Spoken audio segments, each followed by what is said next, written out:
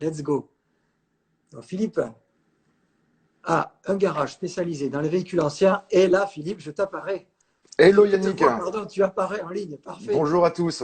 Bonjour Philippe, comment vas-tu? Ça va, impeccable. Impeccable. En T'as de, espérant que ça fonctionne. t'as de la chance, t'étais pas le premier. Parce qu'apparemment, il y a une malédiction sur le premier. Là, c'est le deuxième Exactement, ouais. Tout à coup fait. sur coup. Bon, en tous les cas, ça fait plaisir de te voir. Je vais arrêter de parler tout seul comme ça. Je vais avoir un interlocuteur. Et surtout, les internautes qui sont avec nous vont aussi pouvoir mettre un visage sur une voix et éventuellement t'interroger si jamais il y a des questions. Puisque vous savez que vous tous qui êtes là, vous pouvez poser des questions à l'invité. Je les relayerai avec un grand plaisir. Donc, pour vous présenter Philippe, c'est Philippe Dagonet, le patron de C4Car, un garage spécialisé dans les véhicules anciens, les véhicules de collection. Donc, tu as créé ce magasin, tu as créé C4Car il n'y a pas si longtemps que ça. Il y a 4 ans. Il y a 4 ans maintenant. 4 ans, d'accord, déjà. Bon, ça marche plutôt bien pour toi. Tu avais commencé dans un garage à la Négresse, me semble-t-il. Tout à Et fait. là, tu as déménagé récemment. Raconte-nous tout ça. Tout à fait. Avant, donc j'étais en location donc à la Négresse et Mhm, j'ai eu l'opportunité il y a maintenant 1 an et demi d'acheter un terrain à Arbonne et de mhm. faire construire mon propre garage. Donc j'ai récupéré les clés 3 jours avant le confinement. Donc D'accord. la pendaison, on la fera un petit peu plus tard. Voilà. Ok, tu Mais es situé où maintenant alors? Où est situé ton nouveau garage? je suis à 2 kilomètres de la gare. Je suis vraiment, si vous voyez le clair de lune quand vous partez de la gare en direction d'Arbonne, Ouais, sur la route d'Arbonne, vous, oui. voilà, vous passez le pont de l'autoroute, au-dessus de l'autoroute, et vous Mhm. avez un petit rond-point avec une zone d'activité sur la gauche, et je suis là. Voilà, Je donc je vois suis très bien vraiment, où c'est. vraiment à côté de la gare, à côté de l'aéroport, ce qui est assez pratique pour les clients quand ils viennent. Voilà. Ok. Alors, ta spécialité, c'est les véhicules anciens. Mhm. Dis-nous d'où te vient cette passion pour les vieilles carrosseries? Alors passion, bah depuis, je suis quasiment né dedans, hein. J'ai eu la chance d'avoir un papa qui aimait bien les voitures de collection, une maman aussi, ce qui est un petit peu plus rare. Ouais. Et puis de fil en aiguille, voilà, c'était pas mon métier à la base, hein. J'étais dans la joaillerie. Et il y a Mhm. 4 ans, j'ai décidé de tout plaquer. J'étais à Paris pour m'installer à Biarritz et monter ce garage. Et donc voilà, vivre de ma passion. Voilà, tout Ok. simplement. Le début de ces four cars. Donc, tu es passé des joyaux minéraux aux joyaux mécaniques. Donc, Exactement, voilà, voilà, ok. tout à fait. Toujours des beaux bijoux, mais cette fois-ci sur quatre roues. Oui. Alors, explique-nous, qui sont les clients de C4 Car? Qui vient t'acheter, qui s'adresse à toi et qui vient acheter des voitures chez toi? Alors, c'est vrai que quand je me suis installé à Biarritz, il y avait très peu d'activités de négoce, pour ne pas dire pas du tout. Il n'y avait pas de Mhm. négociants de voitures de collection. Donc, j'ai trouvé une opportunité. Donc, j'ai pu avoir d'abord une clientèle locale, Mhm. et puis ensuite, de fil en aiguille, par les réseaux sociaux notamment, maintenant une clientèle internationale, enfin nationale, puis maintenant internationale. Donc, c'est vrai que j'ai des clients qui peuvent être en Belgique, en Espagne, en Suisse, en Italie et à Angleterre. Voilà. Donc c'est vrai que c'est le fait d'être à Biarritz n'empêche pas de vendre des voitures, je dirais quasiment partout dans le monde. Dans le monde entier. Ok. Voilà.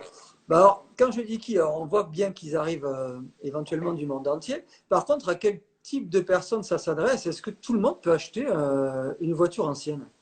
Alors, tout le monde peut acheter une voiture ancienne.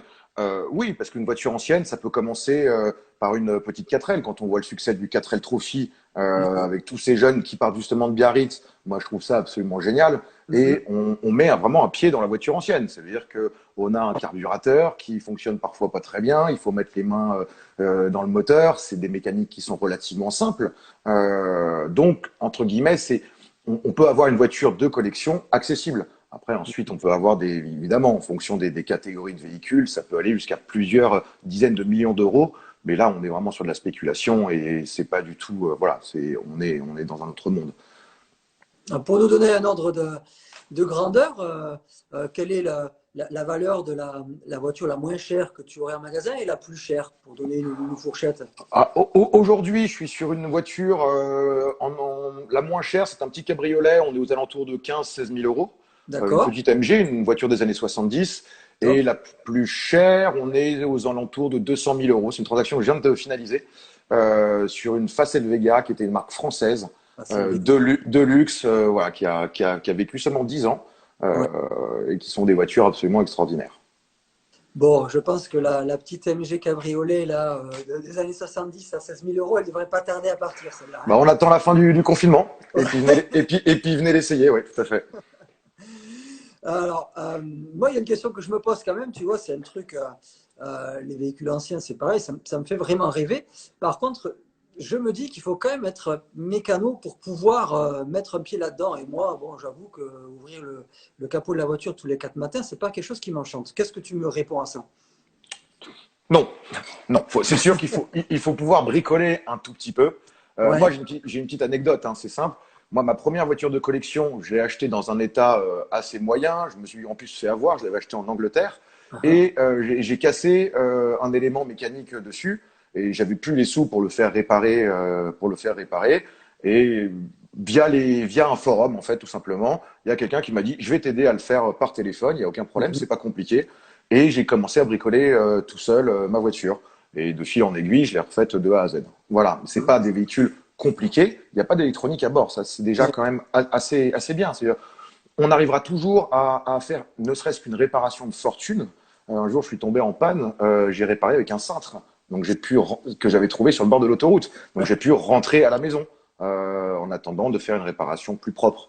Mais c'est pas des véhicules qui sont compliqués. On peut, voilà, si on a un minimum de connaissances ou même on a accès à une information maintenant par Internet. Il y a des blogs, il y a des Mhm. forums, il y a des tutoriaux sur YouTube sur comment réparer, comment faire ci.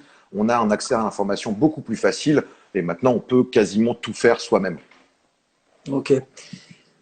Justement, tu disais que tu t'étais fait un peu avoir. Difficile quand on est particulier, bon, à moins d'être un fin connaisseur. Alors, est-ce que justement, quand on passe par tes services, on a cette garantie justement d'avoir un véhicule 100% propre? Ça reste, alors 100% propre, c'est sûr qu'on rentre pas dans une concession Audi ou BMW, on C'est n'achète pas pas du une voiture neuf, neuve. Voilà, bien sûr. exactement. Maintenant, c'est vrai que moi, quand je me suis installé ici, je m'étais en effet fait avoir même plusieurs fois sur des véhicules qui étaient soi-disant parfaits. C'est vrai que j'essaye d'avoir des véhicules qui sont hyper sains, parfaitement restaurés, qui peuvent rouler sans problème. Alors ça reste une mécanique ancienne, hein, une voiture Mhm. des années 60, ça veut dire qu'elle a été conçue dans les années 50, donc on est juste à l'après-guerre. Mais aujourd'hui, on arrive à transformer certains éléments. Des voitures qui chauffaient, on peut mettre des radiateurs plus performants, etc., pour fiabiliser la voiture. Donc moi, c'est vrai que c'est ce que je recherche en priorité. Moi, les voitures que j'achète dans mon showroom, dans le but de les revendre, c'est des voitures dont je me sers, des voitures dont j'ai envie, Ok. et je roule avec, ne serait-ce que pour les essayer. Donc, quand j'achète une voiture, je fais 200, 300 km avec, pour m'assurer justement que la voiture fonctionne. S'il y a des petits soucis, je le fais faire, ou je le fais moi-même, pour justement éviter d'avoir de mauvaises surprises. Maintenant, ça reste des voitures de collection. On peut avoir une petite ampoule ou un fusible qui saute. Voilà, on vit avec entre guillemets. On a Mhm. toujours un rouleau de scotch et une petite pince dans le coffre. Ça c'est obligatoire. Ok. Donc, je suis toujours avec Philippe de C4Car. Si vous avez des questions sur les voitures anciennes, sur cet univers passionnant des voitures de collection, n'hésitez pas à lui poser des questions. Il est là et je suis là aussi pour relayer ces questions à Philippe. Maintenant, moi, j'ai une question supplémentaire pour Oui. toi. C'est où et comment vas-tu trouver ces voitures, ces perles rares, comment les trouves-tu? Alors il y a deux gros points. Il y a d'abord le réseau. Voilà, entre Mhm. nous, moi j'ai tissé un réseau. Quelqu'un qui a une voiture, est-ce que tu es vendeur, pas vendeur, oui, etc. Et ensuite Internet. Alors là c'est le 2.0. C'est une source formidable, c'est extrêmement puissant, et notamment Instagram. Instagram permet de trouver des voitures Ouais. avec des hashtags, donc chez des professionnels qui font de la publicité et qui mettent en avant leurs véhicules comme je le fais. Et surtout, et c'est le côté hyper intéressant de recherche, c'est via des photos, ce que j'allais dire lambda, n'importe quelle personne qui va mettre une photo sur Instagram d'une voiture, techniquement peut être un rapporteur d'affaires. On peut rentrer en Mhm. contact avec cette personne, savoir où est-ce que la photo a été prise, est-ce qu'il connaît le propriétaire, est-ce que cette voiture serait en vente, etc., etc. Et donc on arrive à trouver des véhicules parfois de façon impressionnante. Voilà.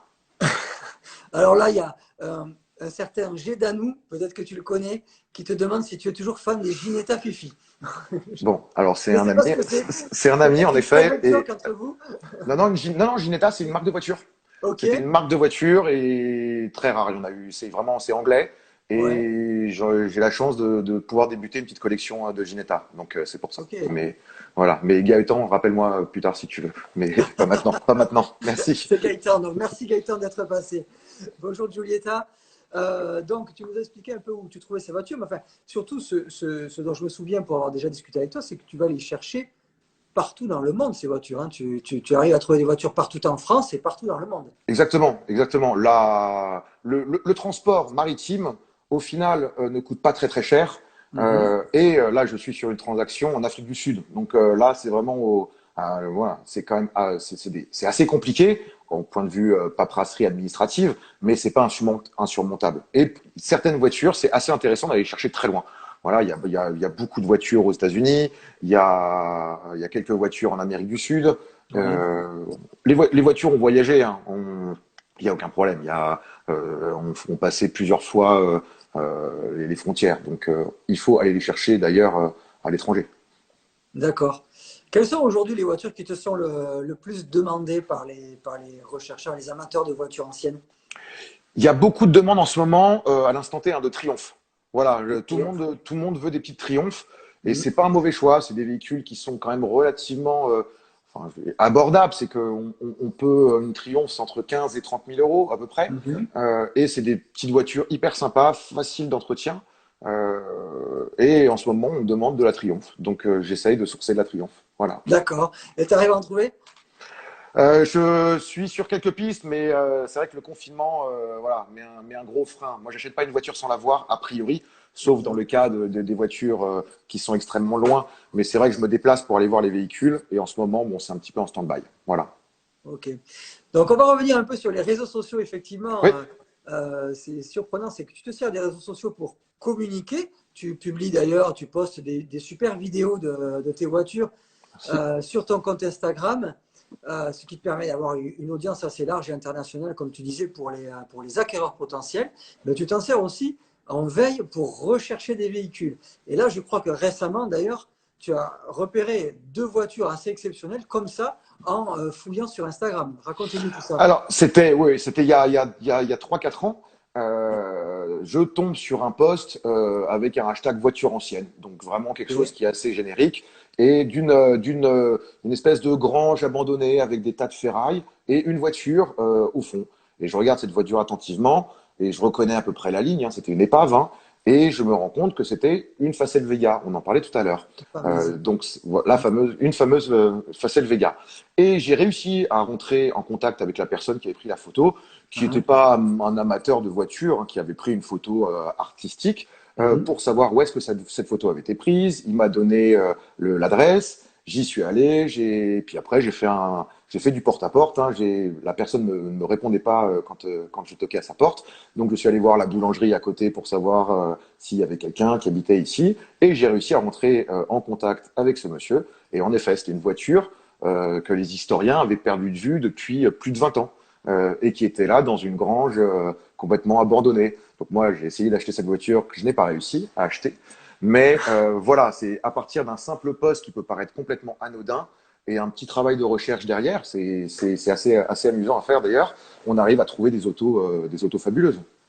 Alors, quand tu dis que la trace de cette voiture avait été perdue, ça veut dire qu'un peu comme les bijoux d'exception ou comme les œuvres d'art, il y a un vrai pédigré des différents propriétaires Tout, qui ont eu la tout, voiture.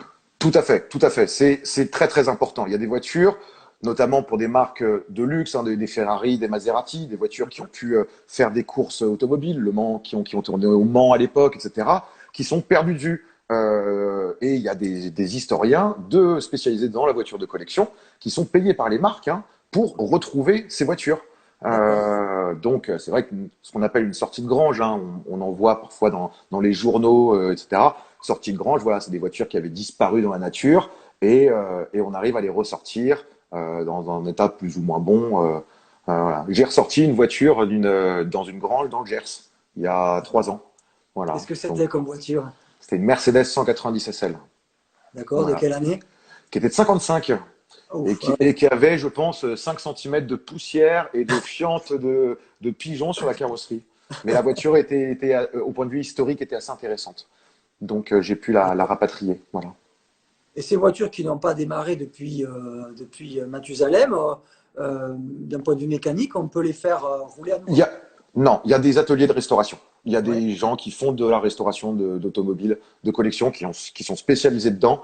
Et généralement, on démonte l'auto entièrement et on ouais. la refait entièrement. On trouve les pièces. On trouve toutes les pièces sont refabriquées.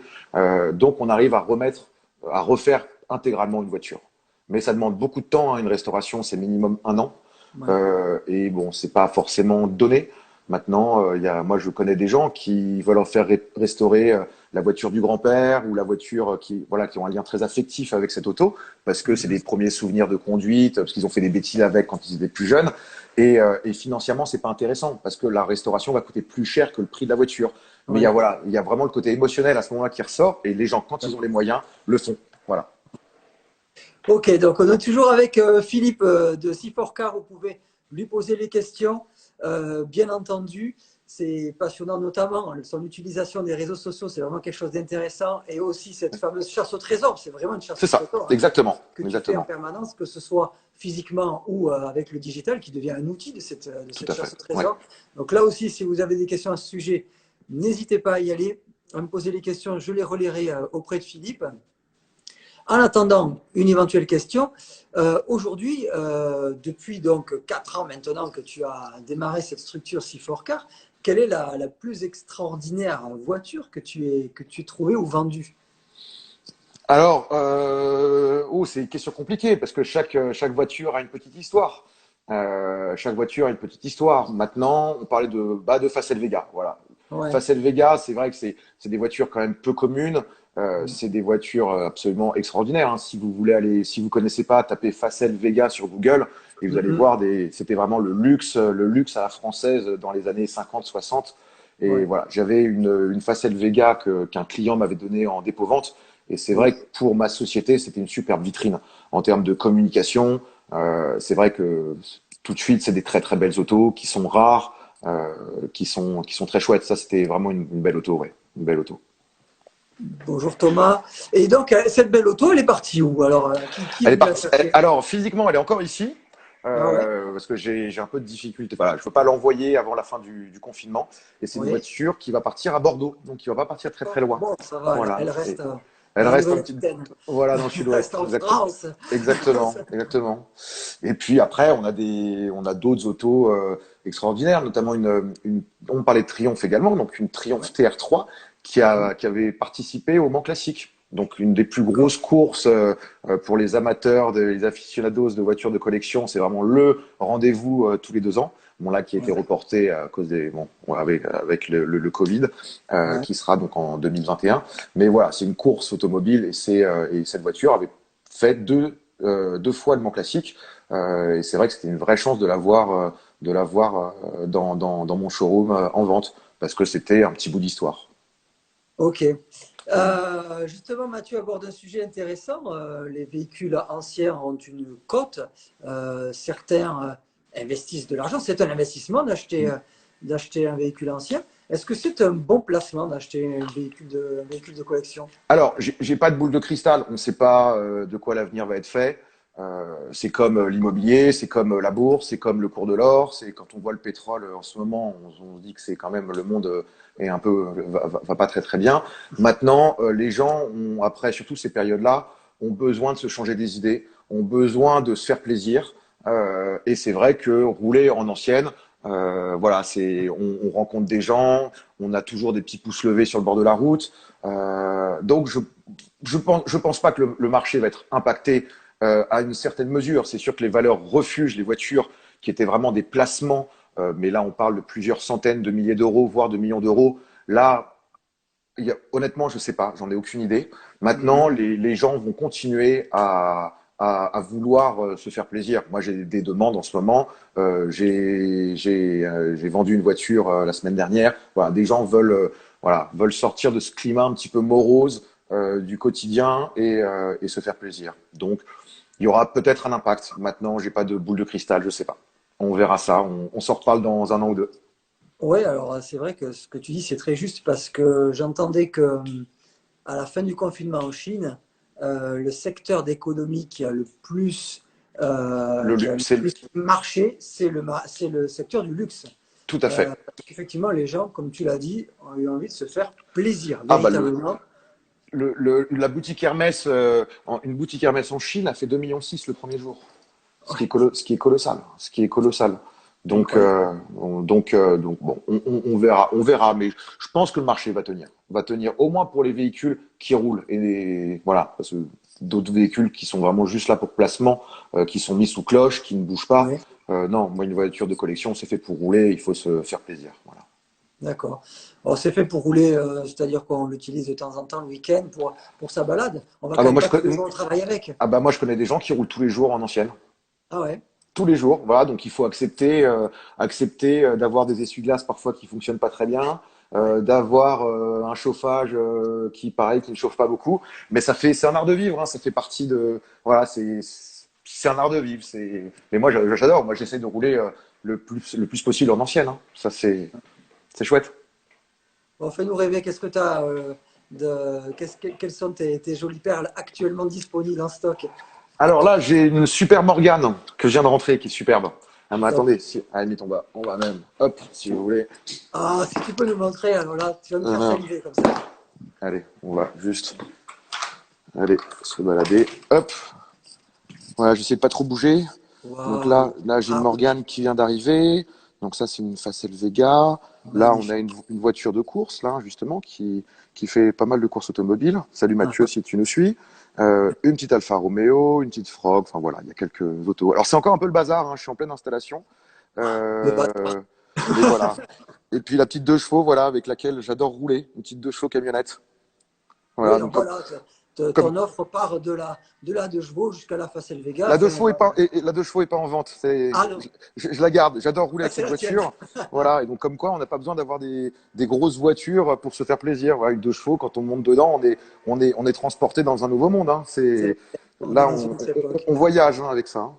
Ah, là, je vois que les gens ont beaucoup apprécié effectivement la vue de ton parc. Dingue. Ah, il y Bon, a Thomas qui nous demande combien vaut l'Alfa Romeo. Ah, et bah, Thomas, tu me contactes, Un message après privé. le live. Voilà. Un Après le live, message et puis privé, on voilà, verra tu auras ça. toutes les informations auprès de Philippe qui se fera un plaisir de te renseigner sur le pédigré de cette voiture. Moi aussi, j'ai eu un petit coup de cœur pour la petite voiture avec ses yeux de grenouille. Et là, Ah, vraiment, la Frog. ah, Ah, elle est magique. ça c'est sympa. Bon, allez, Je l'ai attends. vue sur ton compte Insta, elle est incroyable cette voiture. Attends, bouge pas, allez. On va voyager encore un petit peu plus. Voilà, Allez, soyons fous. hop, voilà, allez, je m'y dirige. Voilà, Waouh. tu parles de celle-là? Ah oui, oui, oui. Ah, elle est Elle est mignonne, hein. incroyable. Elle est mignonne, voilà. Hop, ça c'est un petit cabriolet. Mais bah viens l'essayer, hein, à la fin du confinement. Ça, à mon avis, ça doit être plaisant quand même à conduire, hein. Ouais, c'est très rigolo, c'est très Ouais, rigolo. Ouais, ouais, tout à fait. Et ça, par exemple, c'est un moteur d'Austin Mini. d'accord. Donc en termes de pièces détachées, on trouve tout ce qu'on veut. Eh oui. Pas compliqué à faire réparer. Ça, c'est chouette, ça. Non, Effectivement, et puis oui. on a surtout des gens très compétents. Mon voisin à Arbonne est un des plus gros spécialistes de réparation de voitures de collection. Ouais, Donc on arrive à les réparer sans problème. effectivement, je sais qu'il a une réputation, même au-delà de nos frontières. Tout à fait. Euh, Ouais, ouais. Par contre, justement, tu parles de réparation. Si on achète un véhicule de collection comme ça, oh, je Mhm. ne parle pas des véhicules d'exception type Facel Vega, mais des choses un peu plus courantes. Quand ça tombe en panne, est-ce que j'en ai pour un bras à chaque fois? Pas plus cher qu'une voiture moderne. D'accord. Une voiture moderne, vous avez maintenant n'importe quelle voiture qui tombe en panne. Donc c'est dépanneur et c'est généralement dans la concession parce qu'il faut mettre l'ordinateur dessus. Ouais. Donc rien que ça déjà, bah, il faut sortir le chéquier. Et puis maintenant les pièces coûtent quand même assez cher. Quand je vois le prix maintenant des freins sur des voitures modernes, à titre d'exemple, bah, tiens sur la petite Frog dont on parlait à l'instant, Mhm. le disque de frein à l'avant pour les connaisseurs coûte 20 Mhm. euros. Ah oui, en effet, Voilà. ça me paraît rien comme ça. Oui, en effet. Donc non, j'ai refait faire tous les freins pour 200 euros. D'accord. avec la main-d'œuvre. Donc non, voilà. Après, il y a certaines pièces spécifiques sur notamment des italiennes qui sont beaucoup plus chères. On peut avoir des Mhm. prix faramineux pour une boîte à gants ou pour avoir un pommeau de vitesse d'origine. Mais D'accord. en général, c'est pas la grande majorité. Ok. Bon, eh ben, écoute, c'était vraiment un grand plaisir de discuter avec toi Bah, merci à toi et et de merci à voir vous ce parc. d'avoir suivi le live. Ouais, il sera après disponible pendant 24 heures en replay, donc voilà, d'autres gens pourront le voir après. Merci beaucoup à toi. Merci à toi pour l'invitation. Après le beau spectacle des voitures, on va aller voir maintenant une autre personne professionnelle du spectacle, mais dans un autre registre, le vrai spectacle vivant. On va voir Anaïs Subi, je ne sais pas si tu la connais, Je, non, Anna Smile et compagnie. Eh bien, écoute, tu vas faire sa connaissance, tu vas voir, c'est une je fille suis, extra. je À suis. très vite, À Philippe. bientôt. Merci. Merci. Au revoir. Ciao, ciao. Ciao.